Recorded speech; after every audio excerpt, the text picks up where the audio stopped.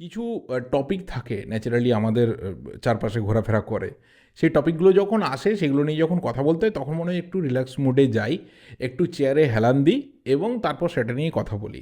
এই টপিকটা হচ্ছে ঠিক সেরকমই একটা টপিক।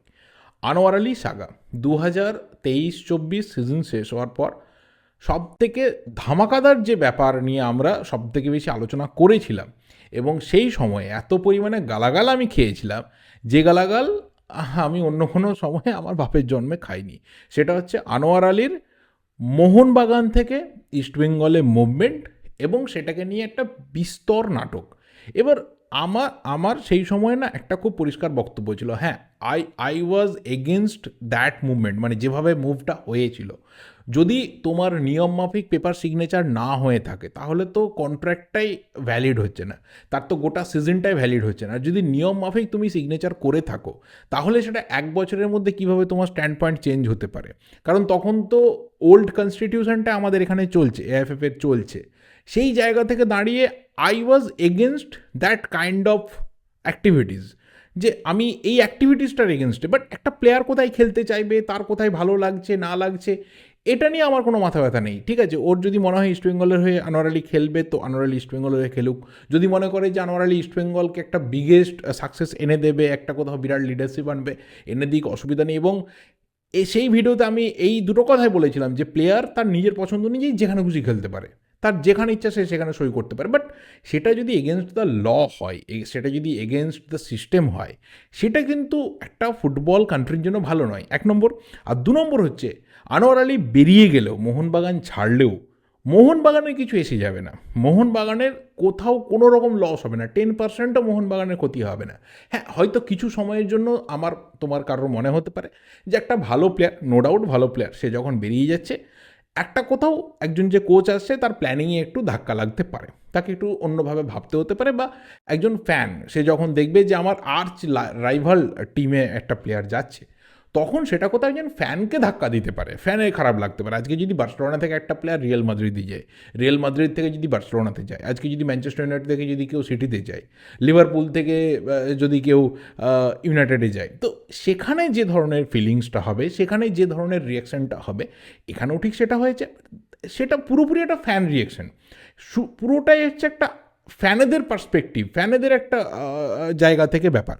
কিন্তু যদি লিগাল ম্যাটারের জায়গাতে দাঁড়ানো যায় তাহলে কখনোই লিগাল গ্রাউন্ডে দাঁড়িয়ে পুরো ব্যাপারটা কিন্তু স্মুথলি ছিল না, কারো দিক থেকে ছিল না। এটাও কিন্তু এখানে মেনশন করা দরকার, কারো দিক থেকে ছিল না। এখানে প্রত্যেকেরই হয়তো দোষ রয়েছে, কারো বেশি কারো কম, এরকম কিন্তু রয়েছে, মানে একদম নির্দোষ এই কেসে এটা কিন্তু কেউ নেই।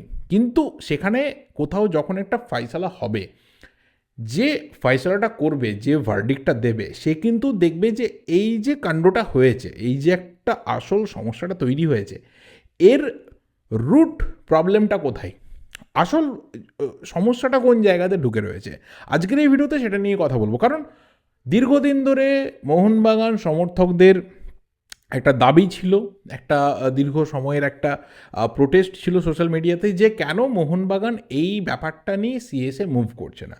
কারণ এআইএফএফের appeal committee, player status committee, disciplinary committee, এই বল থেকে মানে এই কোর্ট থেকে ওই কোর্ট, ওই কোর্ট থেকে এই কোর্ট, বল মোটামুটি ঠেলা হয়েছে। তারপর সেটা চলে গেছে আবার দিল্লি হাইকোর্টে। এবার ন্যাচারালি যখন মহামান্য হাইকোর্টের কাছে কোনো ব্যাপার চলে যায়, সেখানে আবার কারোর কিছু করার থাকে না খুব একটা। মহামান্য হাইকোর্ট আবার সেটাকে এআইএফএফের কমিটিগুলোতে পাঠিয়েছেন, সেখানে গিয়েও আবারও সেই জায়গাটাই খেলা হচ্ছে, আজ নয় কাল, কাল নয় পরশু, আজ তো এর উকিল আসছে না তো কাল তার উকিল আসছে না, এইভাবে চলছে। এবার এখানেই মোহনবাগান সমর্থকরা পার্টিকুলার এই জায়গাটাতেই বারবার বলতে চেয়েছিল যে কেন এই ব্যাপারটা নিয়ে মোহনবাগান ম্যানেজমেন্ট সিএসএ মুভ করছে না, court of arbitration for sports কেন মুভ করছে না। যা হবে দেখা যাবে, যা হবে সেটা দেখে নেওয়া যাবে, মুভটা কেন হচ্ছে না। সেই মুভটা হয়েছে কারণ প্রায় 18 মাস সময় কেটে গেছে এবং কোনো ধরনের কোনো ক্ল্যারিটি আসেনি। এর আগে একটা ভার্ডিক্ট বেরিয়েছিল যে 4 মাসের জন্য আনোয়ার আলী খেলতে পারবে না, ইস্টবেঙ্গল, দিল্লি এফসি তাদের রেজিস্ট্রেশন ব্যান হয়েছে, হাবিজাবি, তারপর সেটাও বন্ধ হয়ে যায়। এবার মোহনবাগান মোটামুটি ম্যানেজমেন্ট মনে করেছে যে now we must move to CSA move করেছে। সিএসএ আবার যেদিনকে মুভ করে, ওরা 3-4 দিন আগের বোধহয় রিপোর্ট, আমি ইচ্ছা করেই এই বিষয়গুলো নিয়ে কথা বলিনি এর আগে, কারণ আমি চাইছিলাম একটু ক্ল্যারিটি আরও বেটার আসুক। 3-4 দিন আগে যখন এই রিপোর্ট বেরিয়ে আসে যে সিএসএ মোহনবাগান মুভ করেছে, অর মোর দেন 3-4 ডেজ হতে পারে, তখন যারা এটাকে পছন্দ করছিল না যে সিএসএ কেন মোহনবাগান মুভ করবে বা সিএস মোহনবাগান মুভ করলেও কিছু হবে না, না হবে না, মানে এই মুভটা মানে এই 4 বছরের যে লোন চুক্তি যেটা ভেঙে তোমার আনোয়ার আলী বেরিয়ে গেছিলো মোহনবাগান থেকে, দিল্লি এফসিতে ফিরে গেছিলো, সেখান থেকে পার্মানেন্ট মুভ ইস্টবেঙ্গলে করেছে। ওই 4 বছরের লোন চুক্তিটা ইনভ্যালিড ছিল। যদি 4 বছরের লোন চুক্তিটা ইনভ্যালিড থাকে তাহলে সেটা 2023-24-এর শুরুতে ইনভ্যালিড ছিল। জানুয়ারি 2023-এ আমরা যখন জানতে পেরে গেছিলাম মার্কাসের টাইমস অফ ইন্ডিয়ার রিপোর্ট থেকে যে 4 বছরের একটা লোন চুক্তিতে আনোয়ার আলী মোহনবাগানে সই করেছে, তো যারা বলছে আজকের দিনে দাঁড়িয়ে যে ওটা ইনভ্যালিড, তখন কেন প্রশ্ন করেনি? তখন কেন তারা সেটাকে অ্যাপিল কমিটিতে ফেলেনি যে 4 বছরে কেন লোন চুক্তি হবে, 4 বছরের কোন গ্রাউন্ডে লোন চুক্তি হবে? ন্যাচারালি সেটা 1.5 বছর পর সবার মনে হয়েছে যে ওটা ইনভ্যালিড ছিল, কিন্তু তখন মনে হয়নি। যাই হোক, এই হচ্ছে ব্যাপার। এবার মোহনবাগান সেই মুহূর্তে মুভ করার পর যারা মনে করেছে যে এটা টিকবে না, তারা তখনই বলে দিয়েছে টিকবে না। কিন্তু আজকের রিপোর্ট বলছে যে এটা সিএসএ কিন্তু অ্যাকসেপ্টেড হয়েছে, সিএস এই কেসটাকে নিয়েছে এবং এখানে আরবিট্রেটর হিসাবে মোহনবাগান কিন্তু এআইএফএফকেও পার্টি করেছে, যেটা মোহনবাগান করতোই, কারণ এআইএফএফের কোর্টেই বলগুলো ঠেলা হচ্ছিল, একবার এখান থেকে ওখান, এখান থেকে ওখান। এআইএফএফ কিন্তু পার্টি হয়েছে, তার সাথে অবশ্যই Mohun Bagan party, Delhi FC party, East Bengal party এবং অবশ্যই প্লেয়ার হিসেবে আনোয়ার আলী পার্টি। এবার সিএস থেকে 10 দিনের সময় দিয়ে দেওয়া হয়েছে। 10 দিনের মধ্যে এই প্রত্যেকটা পার্টিকে, যেহেতু মোহনবাগান মুভ করেছে, মোহনবাগান এখানে বাদ, তারা অলরেডি আরবিট্রেটার নিয়েই মুভ করেছে, বাকি যারা রয়েছে এআইএফএফ, ইস্টবেঙ্গল, দিল্লি এবং আনোয়ার আলী, তাদের 10 দিনের মধ্যে কিন্তু আরবিট্রেটার নিয়ে যা কিছু রিপোর্ট, যা কিছু ওই ব্যাপার থাকে লিগ্যাল আপিল টাপিল যা কিছু রয়েছে সেটা সিএসএ করতে হবে। এ হচ্ছে ব্যাপার। এবার সেখানে গিয়ে সম্ভাব্য আলোচনা কী কী হবে? প্রথম যেটা আলোচনা হবে, যেটা বললাম যে what is the root cause, কোন জায়গাটাকে বলা হচ্ছে যে দিস ইজ দ্য ফল্ট, সেটা হচ্ছে এই 4 বছরের লোন চুক্তি।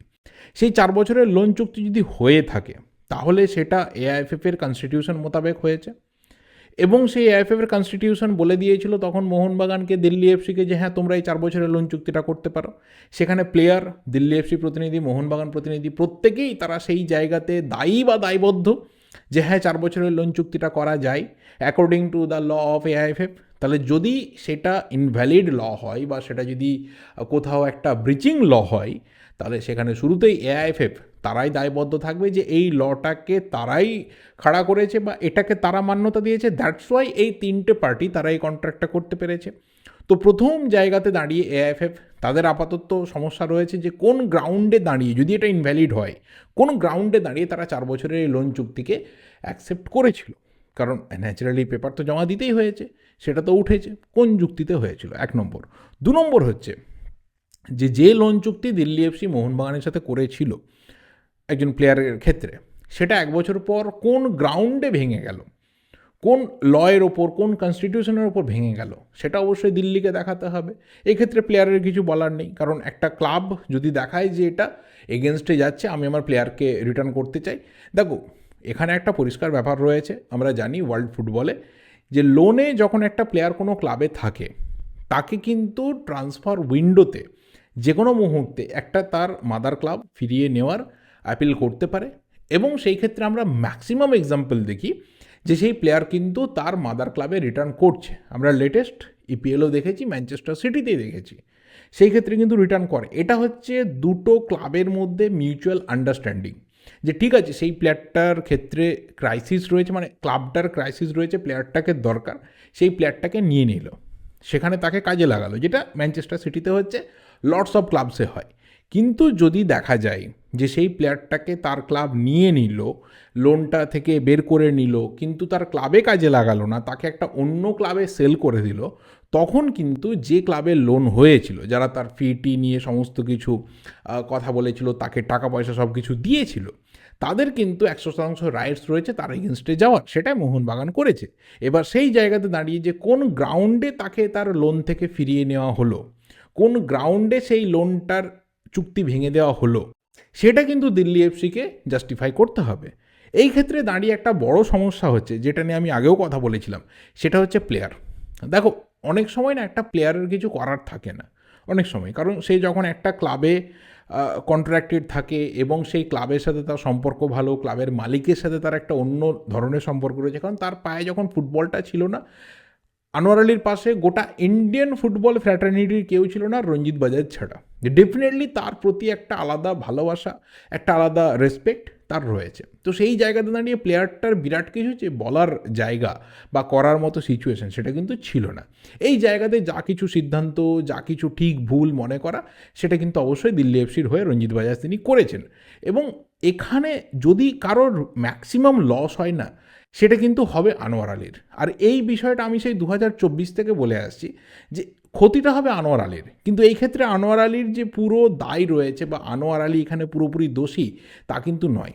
হ্যাঁ, সে হয়তো তারপরে বিভিন্ন কথা বলেছে, এটা করেছে সেটা করেছে, সেটাকে আমরা সাইডে রাখবো, কারণ এই ধরনের কথা কিছু বাজার গরম করে বলতে হয়। কিন্তু আমরা জানি যে অন্ততপক্ষে সেই 1.5 সিজন ইস্টবেঙ্গলে যাওয়ার পর Anwar Ali as a player ভালো খেললেও ইস্টবেঙ্গল অ্যাজ এ টিম তার কোনো সাকসেস নেই, কোনো রকম সাকসেস নেই। মোহনবাগানে সেটা রয়েছে। উইদাউট আনোয়ার আলী মোহনবাগান কিন্তু ট্রফি জিতেছে, উইথ আনোয়ার আলীও যেমন মোহনবাগান ট্রফি জিতেছিল, উইদাউট আনোয়ার আলীও মোহনবাগান কিন্তু সিজন ডাবল করেছে।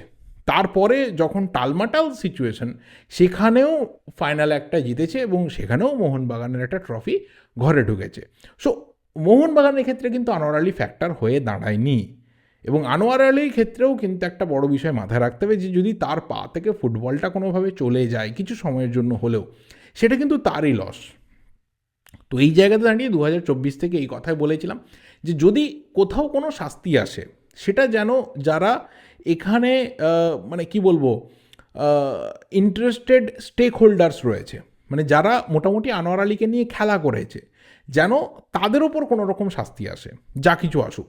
প্লেয়ারের ওপর কোনো রকম শাস্তি আসা মানে কিন্তু সেটা সিরিয়াসলি একটা প্লেয়ারের ক্ষতি। বাট তুমি এর বাইরে তো থাকতে পারবে না ডেফিনেটলি। মানে আমরা তো ওয়ার্ল্ড ফুটবলে এর এক্সাম্পল ভুরি দেখেছি যে প্লেয়ারের দোষ না থাকলেও ডেফিনেটলি একটা ক্লাবের দোষে প্লেয়ার কিন্তু দোষী হয়। ওই কথায় আছে না যে রাজার পাপে রাজ্য নষ্ট, তো সেরকমই হচ্ছে একটা ব্যাপার।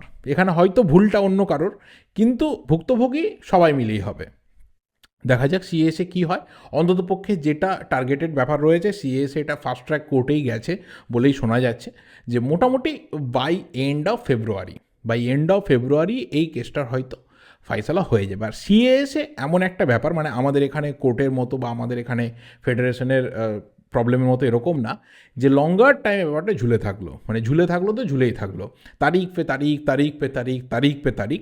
এটা কিন্তু সিএসএ ন্যাচারালি হয় না, মানে রেয়ারেস্ট অফ রেয়ার কেসে হয়, কিন্তু ম্যাক্সিমাম কেসে মানে ধরে নাও 99.5% কেসে সিএসএ কিন্তু ওই তারিখ পে তারিখ কেসটা হয় না। যা কিছু হয় ফাস্ট ট্র্যাকে হয় এবং মোটামুটি তাড়াতাড়ি ফাইসলা হয়ে যায়। সেই ক্ষেত্রে পুরো বিষয়টা হয়তো ফেব্রুয়ারির এন্ডের মধ্যে ক্লিয়ার হয়ে যাবে এবং তারপরে ওটাতে দি এন্ড পড়বে, এবং এটাতে দি এন্ড পড়া দরকার রয়েছে।